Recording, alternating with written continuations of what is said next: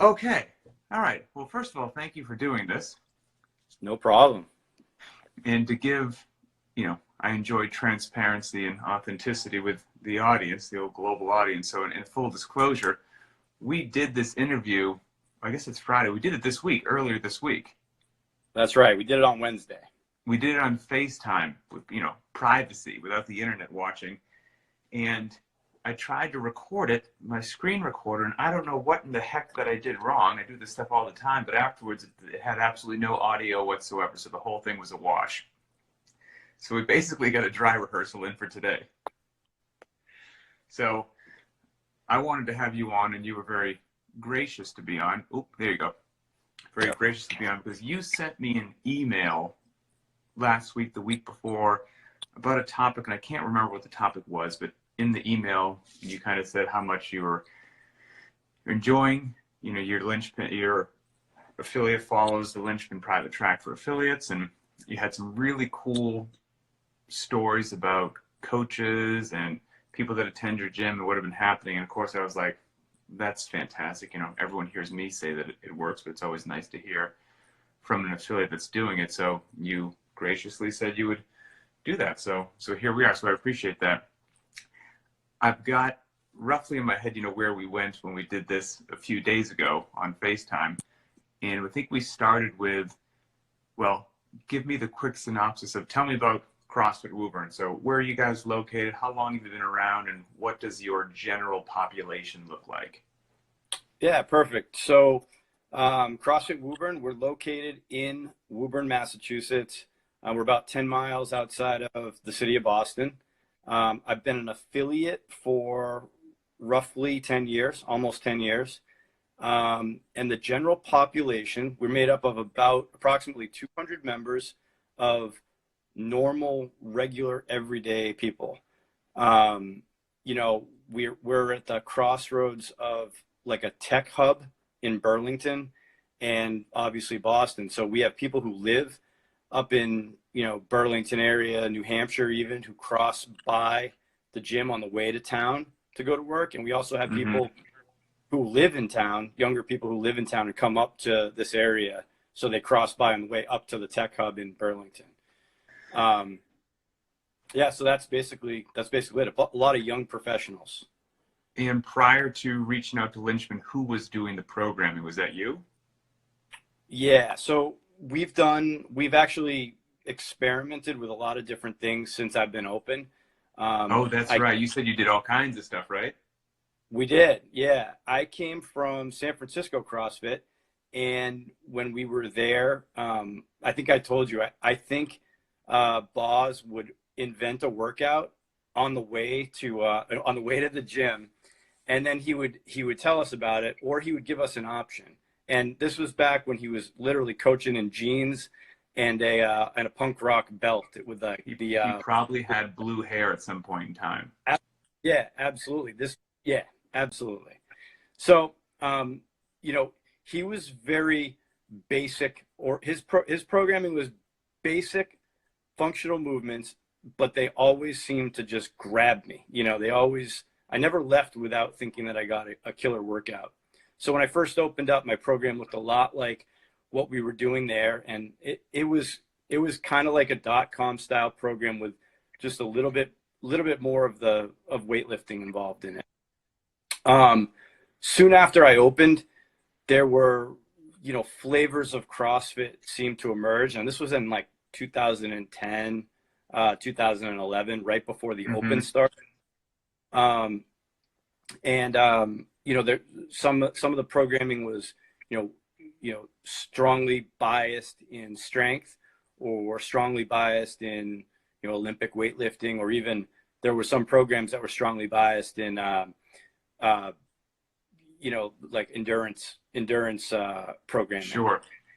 And so I was doing the programming myself for a while, and then the open popped up, which got people really excited about competing in CrossFit, which sort of changed. It sort of changed things a little bit. People started becoming a little bit more, like they had to have the perfect program because they were going to go to the CrossFit Games right through the open, first year. So, Absolutely. so, I don't want to throw anyone under the bus. We talked about that. But there was a certain program that involved, snatching off the blocks 4 or 5 times a week. I experimented with that for a little bit and found that, we were getting overuse injuries, shoulders, were getting hot and stuff like that. And actually, people really weren't getting that much better at the Olympic lifts. There was a program that popped up that was, a lot of energy system training. So you had to be able to program intervals and, and build on those intervals on a weekly, monthly basis. And I found that there was a lot of drop off because your average person who shows up, 3 days a week or 4 days a week, they don't necessarily want to be doing rowing sprints every single Thursday evening. Sure. So we transitioned from there. We did a little bit of .com, and then we found, I found that there was more and more people were showing up doing Linchpin workouts at the open gym. And so it kind of became a buzz at the gym. So I said, all right, let me look into this, and, saw that it was you. I started doing some of the workouts, and it was very familiar to me. It seemed like, hey, this is what I'm used to. This is what I was looking for when I first joined the CrossFit gym in 2006. So, fast forward, and here we are. And you've been on board, I think, about 6 months. Is that about right-ish? Yeah, about 6 months. Yep. Officially on board, getting the weeks in advance and everything.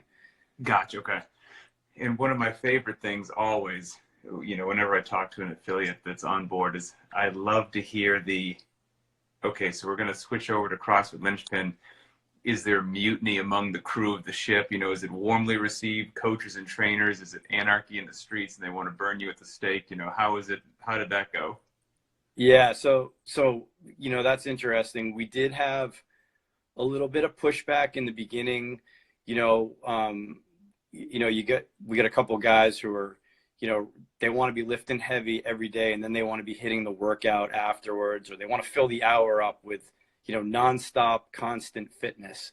And in the beginning, I did get a little bit of pushback, but what started to happen was the coaches started buying in, coaches started getting stronger, coaches started living the program. The members started seeing that they were able to focus on one thing and go as hard as possible in that one thing. So the intensity went through the roof. And we try to, I try to explain the intent of the workout and what you should be feeling when you're doing these workouts. And it became a lot easier when we didn't have to do, say, a 5x5 back squat and then hit, Helen right afterwards, Sure. right? Like it was a Which drastic. sounds like a nightmare, by the way. Oh yeah. For not only for the athlete, but for the coaches. I mean, I told you this on Right. Wednesday, but my coaches are now finally able to coach, which is, before they were rallying people from one side of the gym to the other, trying to get everything done before the next class came in. And now I find that they're able to do what they're really good at, which is coach. And that's what your people want, right? I mean, they're paying you a handsome fee each month for a professional service. I mean, they could just go somewhere else, look at a workout and go do it on their own. But what they can't do is have one of your trained coaches look at their full clean, their squat clean, and give them individual personalized attention as to how to walk out of the gym better at the clean than they walked in. And you can't do that with 10 or 15 people in your class if you're sprinting from part A, sprinting to part B, sprinting to part C, foam roll real quick, get the heck out the door. You actually have to have some time in that hour to let coaches coach. So it does sadden me that is what usually gets kicked to the side when people add things to the hour and add things to the hour, is the actual personalized attention, which is why somebody should walk into a CrossFit gym, and that is killed. It breaks my heart, really. Right. Yeah, and also So, it makes the class a little bit more fun when there's some space. And I don't mean like it's not downtime, but it's nice to be able to, do a warm up and then, get a little bit of, load the bars up, get some practice with the weight you're going to use the bathroom, right? Use the bathroom for 2 minutes or the workout. And then hit it as hard as you can. That was one of the biggest things. I saw my coaches, they started having fun again.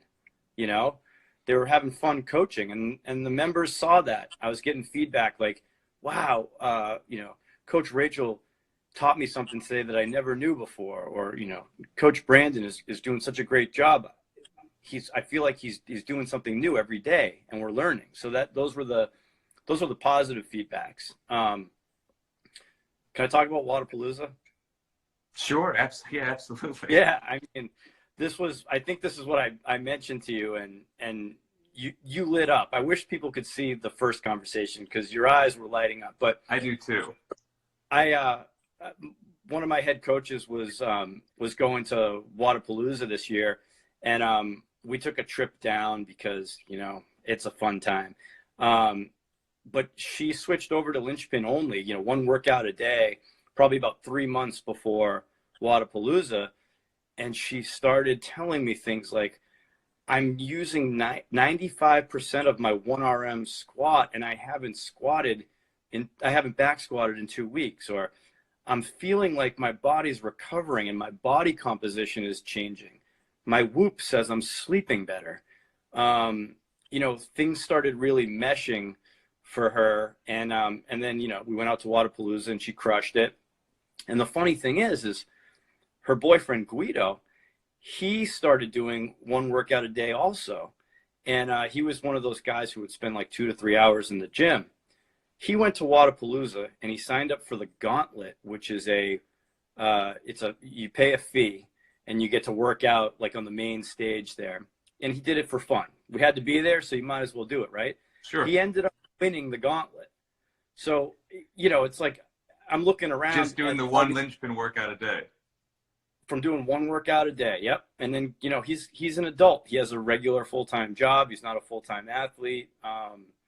So, I'm looking around and I'm seeing all these guys who are just absolutely shredded and just huge, and I'm imagining all the time they're spending in the gym. And I watch Guido and Rachel go to Wodapalooza and just show up and crush it, and it's the volume that's actually keeping people down. I feel personally. I would agree. Yeah, I mean, I obviously am a human being, and I have pride and whatnot, and I want Linchpin to be the best thing in the world. I mean, I'm obviously a human being, and so whatever I truly believed and my experience had shown me works the best, that's what I would put out to the world because I wanted to catch on. And if it doesn't work, no one's going to do it. They're only going to keep doing it if it works. So if I thought it was 2 workouts a day, that's what we'd be doing. If I thought it was lift heavy and then do a Metcon every day, that's what we'd be doing because I want it to be popular. But that's not what everything's shown me. Not at all. It's exactly, what we do, exactly what we post, 1 workout a day, intensity over volume. And then, which also leads to the other part, is when we do go heavy, that's all we do that day. It's a 7x1 deadlift with nothing else after. It's a 5x5 front squat with nothing else after, because it actually takes a good, honest hour to do a 5x5 front squat. When you do a general head-to-toe warm-up, then you slowly start building up your front squat so you get anywhere near your first working set of 5, and then you do it and you rest 2 to 4 minutes between every set, and then by the end of it, you're lucky to have enough time to foam roll at the end. So I have to assume, that the just dedicated heavy days was a bit of a change as well. How has that been received by coaches and clients? The clients, they love the heavy day. Clients love the heavy day. They look forward to it now. You're going to have your 9 a.m. group who, it's traditionally like a soccer mom class. And, sometimes they just want their sweat. Yep. But for the most part, across the board, people are like, wow, it's so nice to just focus on squatting and getting coached up on technique and, being able to spend the time to go heavy, because you just can't go heavy in 15 minutes before you hit your WOD. Funny thing is, I've been so immersed in our own gym following, Linchpin programming, that when we were out in Wodapalooza, we dropped into a couple gyms, and the people were great. I can't say a bad thing about any of the people, but one of the workouts was literally work up to a 90% for 2 reps back squat in 15 minutes. You have 3 minutes to set your bar up before you were going to hit, a rowing, I think it was a rowing power snatch and butterfly pull-up workout. I knew I should not do that. Personally, I knew this is not going to be good for me. Right. But I'm a drop-in and I have to represent, and, I own an affiliate, even more pressure on you to perform when you're out there. Right. And so I did what I could do, but I ended up with a shoulder injury after that day, which is, exactly what I have been avoiding, and my clients have been avoiding, by, focusing on the one thing a day and warming up properly for those workouts and hitting them hard. Well, I'm A, sorry to hear about your shoulder. B, just happy that things are going at your affiliate exactly how, was my goal when I started this whole thing, like to be able to influence affiliate owners or just individual athletes in their garage or apartment or wherever, like, fills me with pride. Makes me super happy that you have allowed myself and what we have going on to make a small dent in your community is absolutely beyond cool. So I appreciate you trusting the process, being open to it, and I'm very happy to hear everything's going well. Let's end with this. We are in the middle of the crazy coronavirus deal. As an affiliate owner, I have to assume that your gym is probably at the moment shut down and no one's showing up. You might have some affiliate owners around the world listening, trying to figure out how to best serve their clients in this crazy time. What have you found is working right now?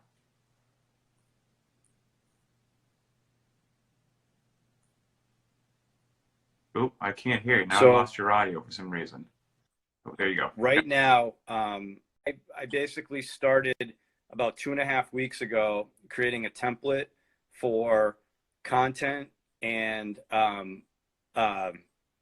my coaches stepped up, and they're still getting paid like they're coaching classes, but now what we're doing is we're shifting sort of the focus, and we're sending out personalized emails on a daily basis.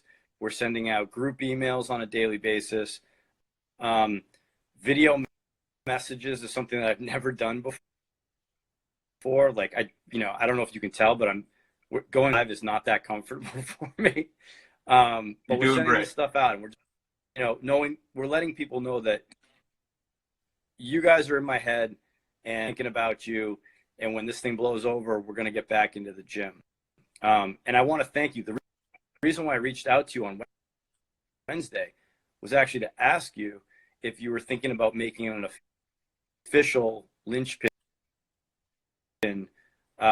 no equipment home WOD, and right through. Yep, that's right. I remember that now. Yeah, now that has become an official part of what we do. So thank you for that idea. Yeah, and that's what they're getting, the limited equipment, and then they're getting the no gear WOD. So it's awesome. Well, again, thanks, Mike. I appreciate the support. I appreciate your feedback, and stay safe up there for you and your members. We'll come out of this thing on the other side. I don't know how long it will take, but I look forward to getting back to business as usual. Yeah, absolutely. Thank you. Thank you so much for having me on here, and safe yourself and stay safe, Linchpin community. All right. Have a good day, brother. All right. Later.